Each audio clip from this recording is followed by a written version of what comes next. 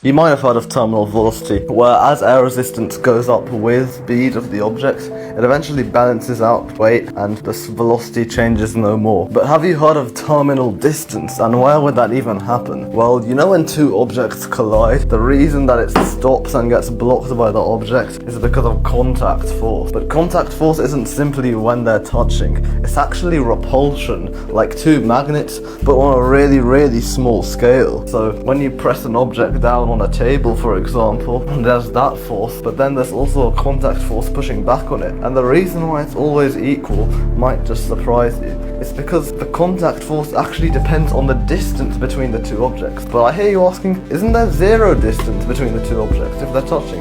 Not exactly. If you zoom in like a billion times or something, you can see that there's actually space, and that space gets less and less as you push with more and more force. But you can never actually get zero space, because if the gap becomes 2 times as small, then the force becomes 2 times as large. So when you're pressing something down, it's basically finding the perfect distance, because you apply constant pressure downward, constant force. But the contact force, and thus the total force, changes depending on the distance. So that means there's going to be a special distance. This is once again zooming in a billion times, where the force is just high enough to cancel it out. This happens when you put objects down on a table.